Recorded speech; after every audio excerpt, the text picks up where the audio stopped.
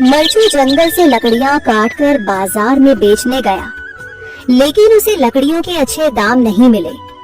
इस पर मरचू ने कहा, अरे भैया, इतने कम पैसे, इन पैसों में तो 2 वक्त का खाना भी नहीं मिलेगा। आप मुझे बहुत ही कम पैसे देते हैं। मैं इतनी मेहनत से लकड़ियां काट कर आता हूँ, लेकिन उनके पैसे मुझे बहुत कम मिलते हैं। भैया, तुम्हारी लकड़ियाँ होती ही इतनी कमजोर हैं कि मैं इससे ज्यादा पैसे नहीं दे सकता। तुम्हारी लकड़ियों के बस इतने ही पैसे बनते हैं। अरे भैया, कुछ ज्यादा कर दो ना। वो क्या है ना कि इन पैसों का तो कुछ भी नहीं आता। मैं अपनी जिंदगी कैसे गुजारूंगा। भैया, तुम जाकर अच्छी लकड़ियाँ लाओ, तभी इन लकड़ियों का अच्छा दाम मिल पाएगा, वरना इन लकड़ियों का तो यही दाम है। ये सुनकर मरचू बहुत ज्यादा परेशान हो गया और पैसे लेकर किराने की दुकान से सामान खरीदकर घर आ गया। घर पहुंचते ही मरचू की पत्नी सीता ने कहा, जी, सामान ले आए आप? हाँ जी, सामान ले आया हूँ।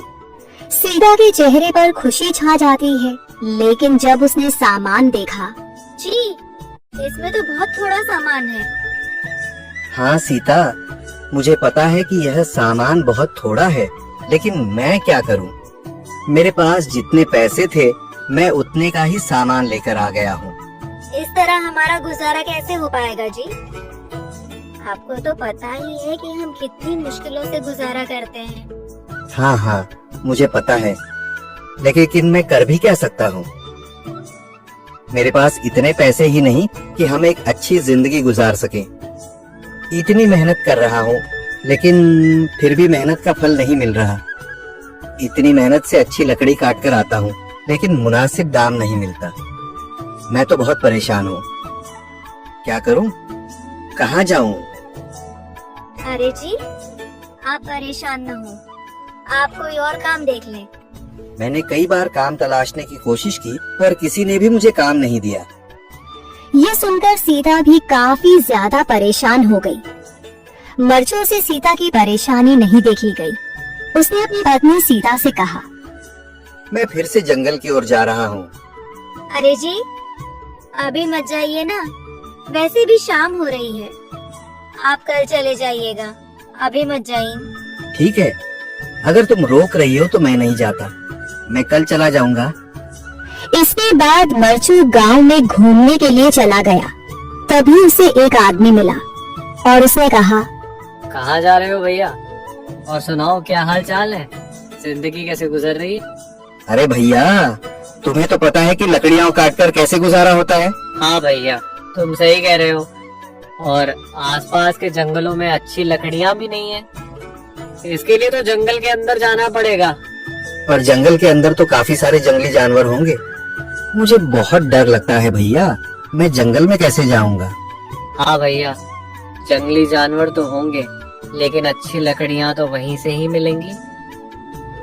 ये सुनकर मरचू बहुत ज्यादा परेशान हो गया, लेकिन वह आदमी बिल्कुल ठीक कह रहा था।